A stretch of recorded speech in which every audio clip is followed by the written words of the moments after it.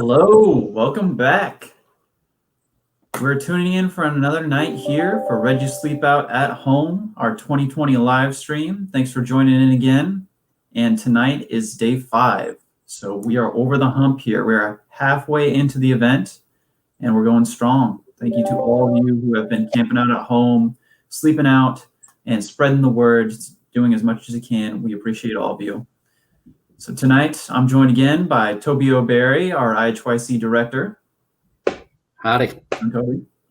And a special guest, it is Libby Zaletel, and our IHYC Board President, as well as, more importantly, you have been with our Reggies Sleepout since the beginning. Isn't that right?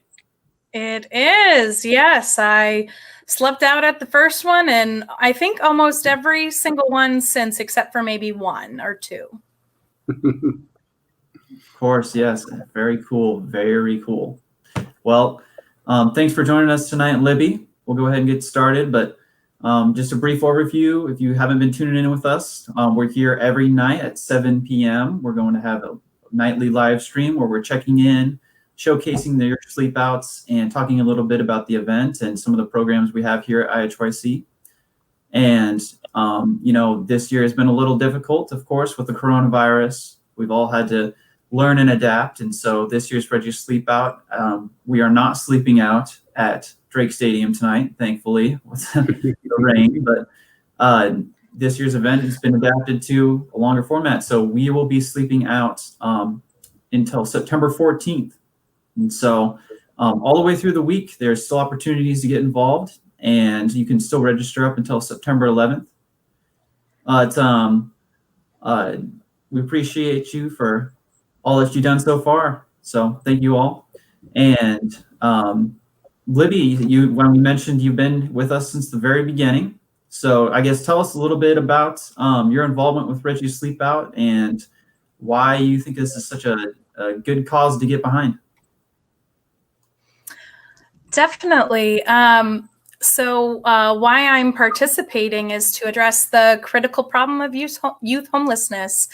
So it was my first year in college. I took an anthropology class, and we had to do a project.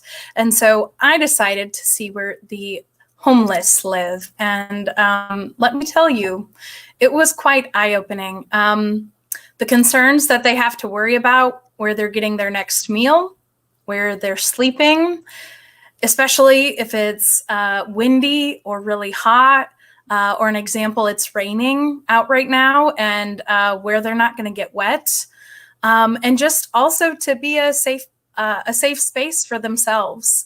And so I decided from that day that I wanted to make an impact and help youth become self-sufficient. So I've been volunteering since the beginning. I've always helped out with registration, and in the beginning I would always try and get my tent on the 50-yard line.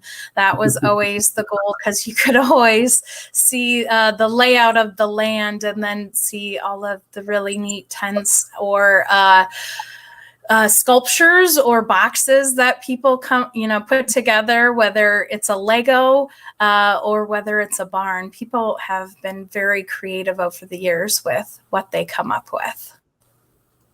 Libby's being very humble. She has an amazing ability with numbers and spreadsheets.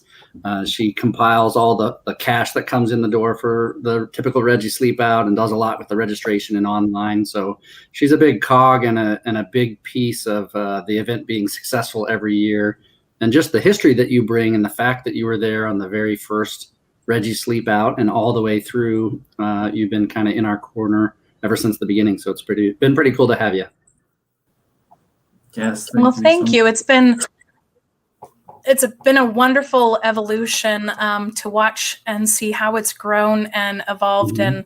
And thanks again for all of our staff, because we would not be able to do it without you.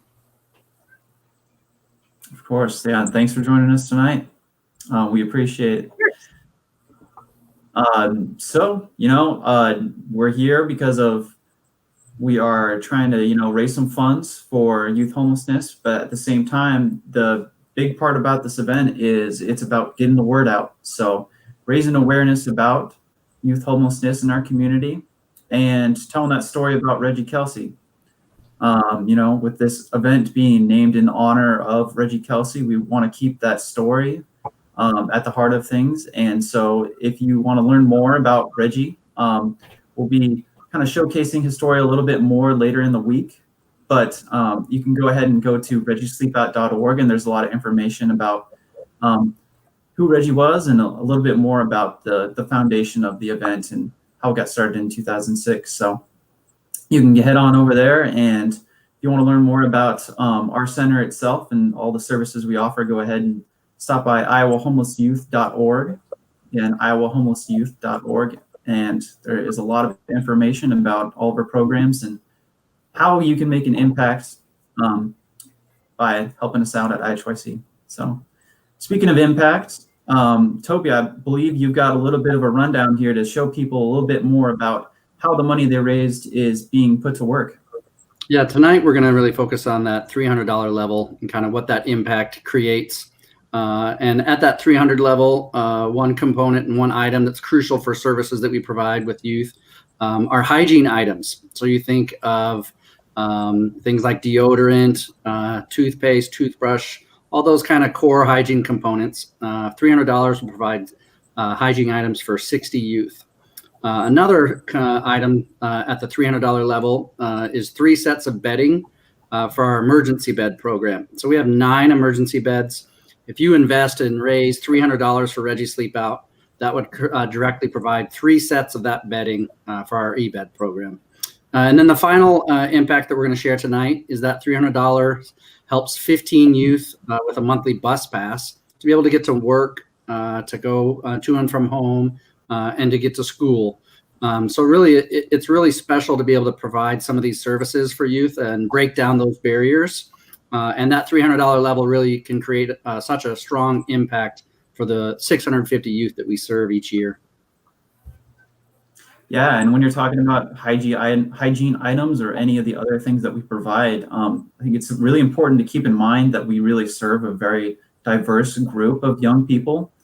And, whether we're looking at supplying hair care products or, wellness, all those basic necessities, keeping in mind that, we have a lot of African-American youth where we need to have a wider selection of things. And we also have, youth who are, taller than 6 foot tall. And so they're going to need larger sizes. And so there's a lot of those little things that we might have to fill on where we don't get donations, where your money really helps. And so,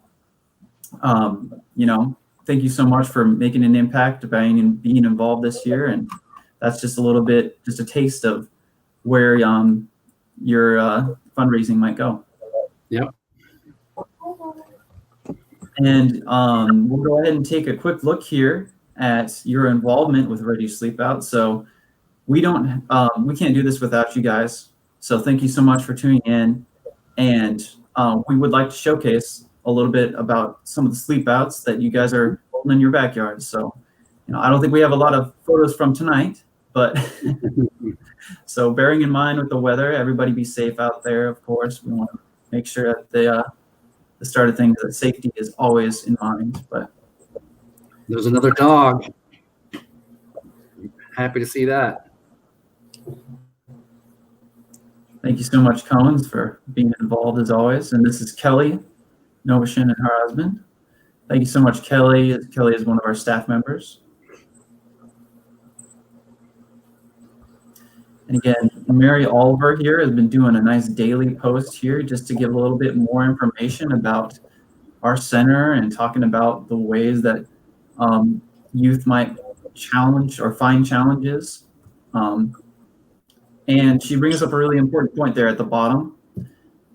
So a lot of you are doing fundraising, you're reaching out to friends and family members, and some people are giving you cash and checks. Now, obviously with coronavirus, it's been a little bit more difficult to handle money and face-to-face contact. But if you are collecting any items that aren't going directly online, you can still enter those online at your participant center. So if you're logged in, you just go to your participant center, and at the top right-hand corner, there is a button that says Enter New Gifts. And you can send any of those gifts to 612 Locust Street, where our downtown Youth Opportunity Center is. Any of those checks and cash will be processed, and then we'll enter them and send thank you notes. And just keep that in mind. That's an option if you do have people who are wanting to donate, but they don't feel comfortable doing it online. So. One interesting thing with, you saw that photo of Kelly Novashin and her husband in their tent. Kelly set up her tent right before derecho, the storm hit, and she had a tree that fell in her backyard on top of her tent, and they had to take down the whole tree, and the tent was kind of squished, but she was able to clean it off and set it back up, and everything kind of bent some of the poles, but she got it back in place and slept out. So she still utilized that tent even after a tree fell on it. Wow. Craziness. That's not something you hear every day. And talking about flying donations, I wanted to mention, actually, I have one aunt who every year always gives me offline donations, and it's really a piece of cake to get that entered. Yep. And, Libby, you're a team leader, aren't you? I am. I have a team. So actually, I'm really excited. So it's one of my past colleagues now. I mean, she's been my friend, but she and her young kids are going to be sleeping out. And I don't know exactly which day she's sleeping out, but I have a feeling here in the next couple days is when that will happen. But she signed up, and it was a real quick and easy process. And if you do have any questions related to signing up, typically it's a quick breeze to be able to join the, yep, here we go. Blake is showing it. You can look on the right, it says join team. And so you'd be able to create your own team and add as many people as you like. And then you do have your team spot or team roster there on the right. And you can put up whatever information you want on your page. Mine typically talks about just the general event. And I've actually already slept out. I slept out on Saturday and Sunday in my tent. And for me, those days, it was a little bit brisk. But actually, it turned out to be a beautiful night. I was able to look up at the stars, and we had a little fire, and it really turned out I actually had my sleeping bag, and I was curled up, and it went really well. So I hope that everybody else for their Reggie sleep out at home is hopefully very nice and warm, and you can find more information here at reggiesleepout.org and sign up. Yeah, your team name, Libby, is it Team Sleep? Is that yes, Team Sleep. Team Sleep. Yes, although I don't actually know how much sleep we get. I was going to say most Reggie sleep out, I go to bed about midnight or 1 and then wake up at 6. So maybe that's a dream. Right. But I typically always sleep well. It just depends on the year, obviously, because some years are a little bit colder than others. Yep. Every year's different. Yeah. I mean, exactly. You talked just a little bit about it, Libby, but I know we've discussed, just reminiscing about over the years, some of the crazy stuff we've run into with weather, and throughout the years, just every year is a little different. Maybe you could talk a little bit about your experience. What's it like when you're out there on the football field? What's going through your head as far as like trying to relate to these youth who are experiencing this every day, or if they are out there camping? Yeah, so I have a very memorable memory, which I don't remember what year it was, but it was in the early years of when we started Reggie's Sleep Out. And it wasn't that cold. I think it was 35 or 40 degrees, but the wind, it was, I think, in between 30 and 40 mile per hour winds, intense were blowing away.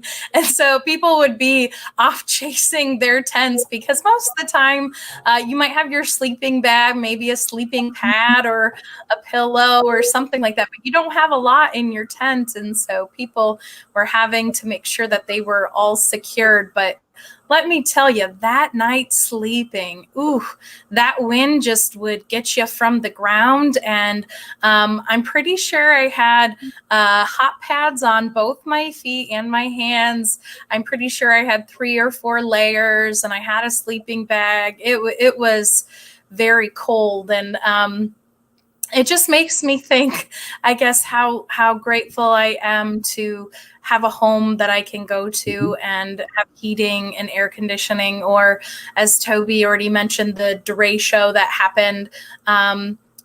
Potentially some people did not have power. And so I was one of the lucky people who did have power. But to think that if you're homeless, you may not have access to a place to stay or have power, and being able to get warm or cold or get cooler for that matter. Those are big differences, I feel, and things that I'm very grateful for.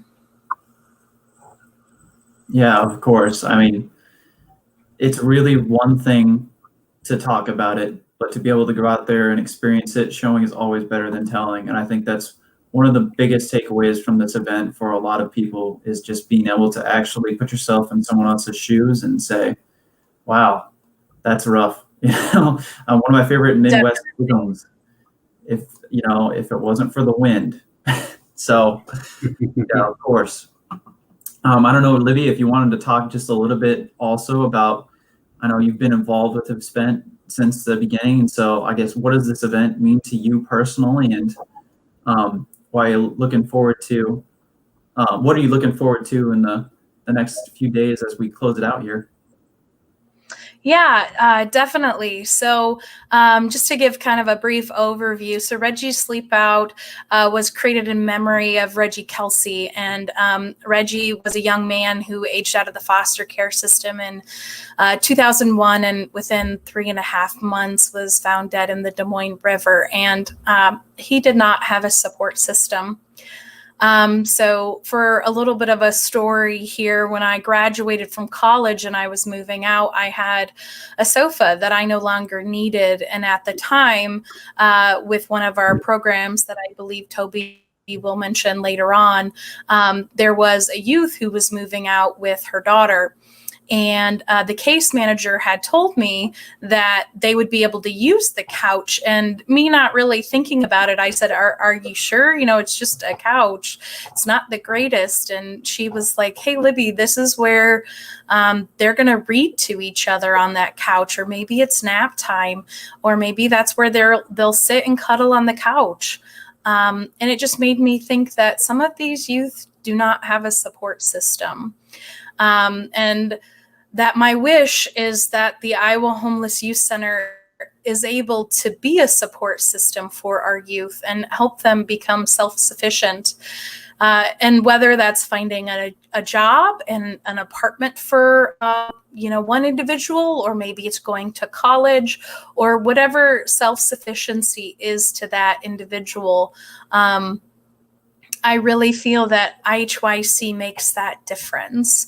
And what I really hope is in the coming days, that when people are sleeping out, to just realize what these youth go through each day, and how they're not thinking about what's going to happen in 2 weeks or a month from now. They're trying to think about what they're going to do later on that day, or where they're going to stay that night.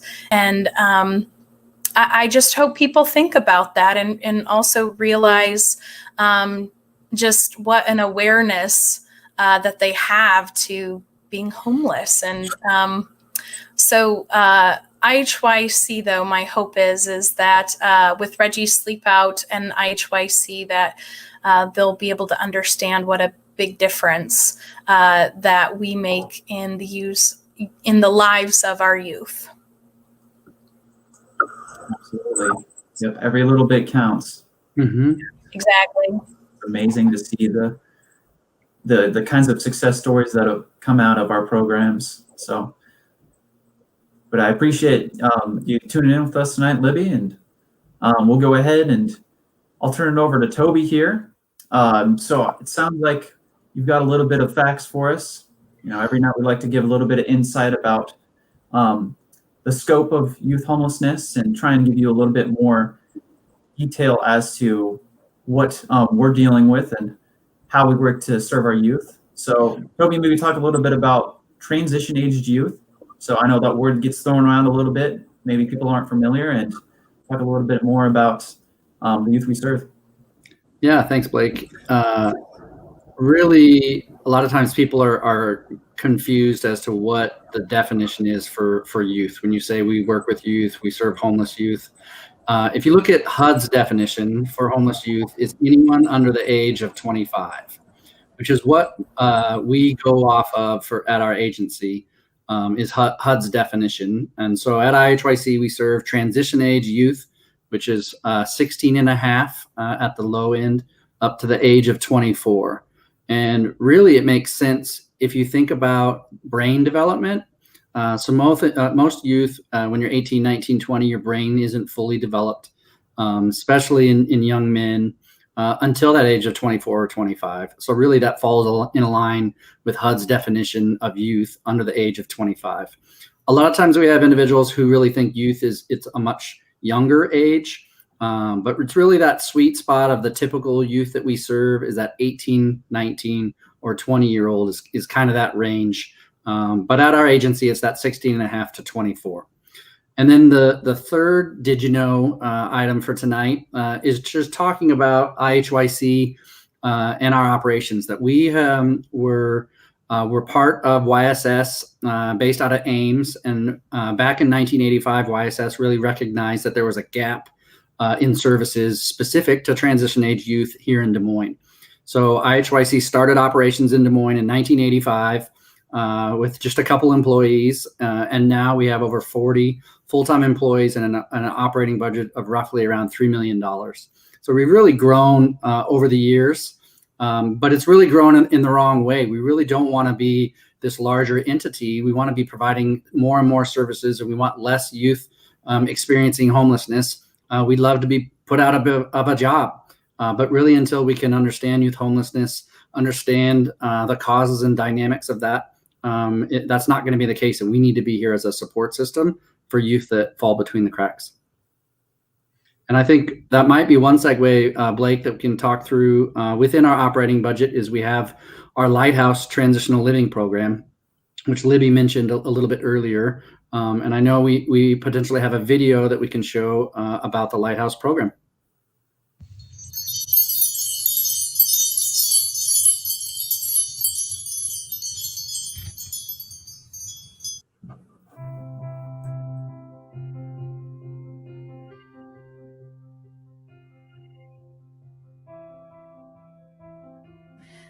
So my name is Amanda. I'm the program coordinator at the Lighthouse Transitional Living Program. With the Lighthouse program, we have 9 openings for youth. So that can be any variety of family. So that can be a single mom, a single dad, a couple, just as long as they're homeless youth who fit into our age range and they're pregnant or parenting. So they do live in their own duplex. So it kind of gives them a sense of what it will be like when they're in their own housing. So they manage all of their, they manage the cooking, the cleaning, all of that. They can be there for up to 2 years, but I would say average stay is probably 4 to 6 months. It just kind of depends. Everybody's different. Everybody needs different things. So it just kind of depends on, where they are. Some people come in with a lot of skills and they don't really need, that much to kind of get back on their feet. And other people, you might have a 16-year-old who's never lived on their own. And so they might need a little bit more time to be able to, transition into their own place. So we do have weekly case management meetings, our requirement of the program. That is like a stop meeting every week. Obviously, people do stop in and we have, several conversations with people every week, but those meetings are really focusing on whatever goals that they have while they're in the program. education, really encouraging them to finish high school, get their HYCC or pursue further education after high school. And really, hopefully giving them that time to be able to get into school while they're not having to worry about paying for, a house and things like that. So focusing on employment, giving them resources for, who's hiring or job coaches in the area to help them with resumes and interviewing skills and things like that. We do want, hopefully, for them to transition into their own housing when they leave the Lighthouse. A lot of them have never saved. They don't have those skills. So really, we do require that they turn in a percentage of their income when they are working so that they can start saving that money. And then also work with them on budgeting skills. Always encourage them to save just as much as they can, especially while they're living rent-free.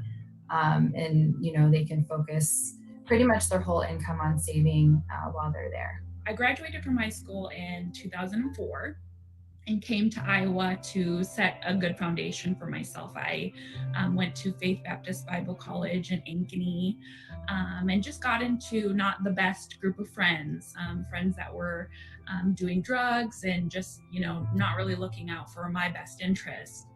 And so that led me down a path of drug use and just really reckless behavior. And I was building my life out of all of these matchsticks, and the smallest, little fire just burned everything to the ground. So I attempted suicide and ended up in the hospital for a couple of days. Lost my home, lost my job, lost all my friends. Like literally there was nothing for me. And so luckily I was connected with Iowa Homeless Youth Center while I was in an emergency bed, and I stayed at the Lighthouse, which was a women's facility at the time. So I stayed at the Lighthouse for a couple of months, and then finally got it together enough that I moved out on my own. I've been self-sufficient since then. Built myself a lot of security. I work as a paralegal at Wells Fargo and have an incredible career that is able, I'm able to support my family with. I own a home. I just bought a new car in quarantine.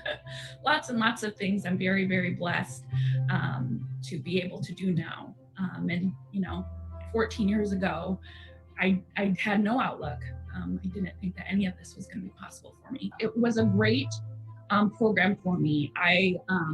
It taught me so many living skills, like saving a whole lot of my money.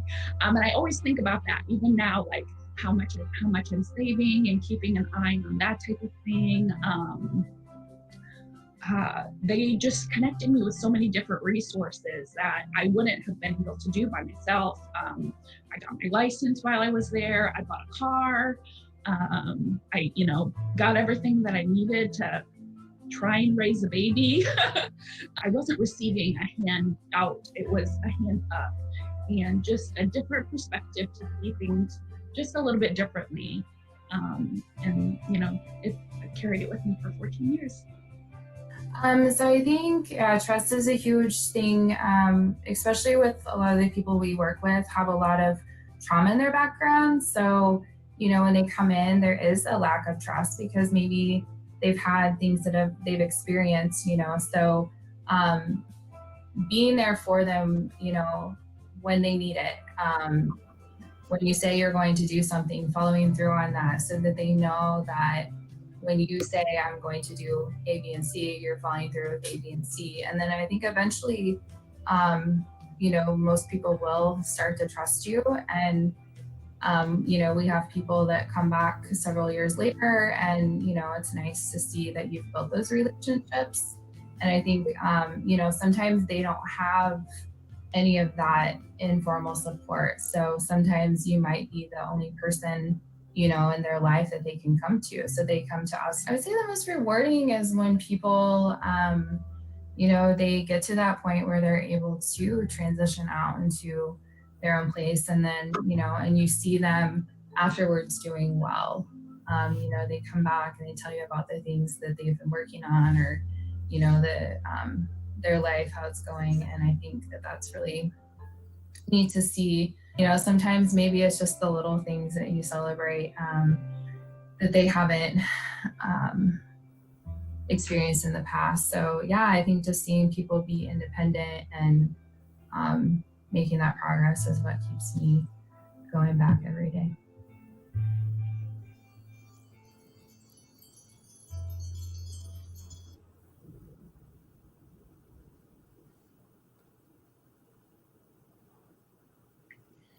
Well, that was a great story from her. She's such a strong young woman and came from kind of a low place in her life and now is doing so well. And hats off to Amanda and her team for doing such a great job at the Lighthouse program. It's really a pretty amazing program that provides care for a whole entire family unit. So you have homeless youth, sometimes a couple, sometimes a single youth. We also serve young men with children as well as single unit families, which is pretty cool to support that family unit as well. And it's really working around weaving support systems for that entire family. What is, if a young mom is pregnant, with prenatal, postnatal components, nutrition for the young baby, parenting skills, there's relationship skills. It's just providing so much for a family to be successful at the Lighthouse. We were very fortunate a couple years back to purchase the 6 duplexes at East 9th and Douglas on a beautiful cul-de-sac, mature trees, all brick duplexes that these young families, what I kind of equate to as riding a bicycle, that you need your training wheels. And kind of the Lighthouse is that bicycle with training wheels, where they each have their own apartment, they have their private space, but we have 24-hour staff. We have an intercom system connected with all of the units. So they're kind of able to practice what it's like to parent and what it's like to live in their own apartment, but also have that support system of our staff who are there to help lift them up if they're going through some challenges. But like Amanda said in the video, it's really cool to see them kind of click where what Libby had talked about earlier, where we're trying to provide basic need items for youth. And that's the only thing they're looking for, that short-term kind of survival. In the Lighthouse, they can stay for up to 2 years. It's rent-free. And so you get to see a young family come in, they can breathe, they can kind of recover, and then they can start thinking long-term about their goals around education, around employment, much longer than if you were in a 90-day stay type of facility. But when you're able to provide up to 2 years of free housing for someone, the sky's the limit on self-sufficiency around education and employment. So it's really neat to see that Lighthouse program flourish, and it's really a testament to Amanda and her staff. Yeah, it's very nice that we have a program specifically focused on families, because those are different challenges that they might be facing over that period of time they're staying with us. And it's really great that our staff can work with them one-on-one. It's a very trusting relationship. And so Amanda talked about that. It's really important to build up that trust. And so it's really, really neat stuff. Yeah, we really had to almost demo those units that we purchased from the city down to the studs. It was about an $800,000 campaign. And it kind of happened right when I came on board at IHYC. And so it was neat to the developer who helped us renovate that project ended up joining our board of directors and has been a longtime passionate supporter for our agency now. That really, it's part of what Reggies Sleepout is. It's bringing community together to solve challenging situations, and youth homelessness is one of those. It's not insurmountable, but we need everyone's help. And one way that individuals can help is participating at Reggies Sleepout. So you really can do your part. Sometimes it feels like it's daunting, but if you take it one step at a time, if you raise that $300, if you provide some of that impact and services, we're able to generate a lot of positive support for the youth that we work with. And we couldn't do that without all the campers and the participants at Reggies Sleepout. And the Lighthouse is one of those programs that these funds supports. Yeah, absolutely. We can't do it without you guys. Mm-hmm. And as I understand it, Libby, I think we've got a challenge for the folks tonight. We do. So the challenge for tonight is to call one relative and ask them to donate to your Reggies Sleepout team. So I have a feeling once I get off here, I'm going to go call one of my aunts, and I'm going to have a nice conversation with her and provide her an update about my camping experience and what an impact she'll be making. I'm sure she'll be glad you called too. Yes, she will. And so something else I wanted to do was thank all of our staff for all the hard work that they do. They really make this seamless. And Blake, today I was talking with him earlier, and he was mentioning how he was actually still filling registration packets. So by all means, if you have not already, please go and sign up and ask for your relatives. You can send out an email as well through the system. It's pretty slick. Go to reggiesleepout.org and you'll be able to sign up and send out those emails, or give a call, and you will be able to either get a team. You can invite other people to your team, or you can just have people donate to your own personal page. I also want to thank everybody who has already been sleeping out.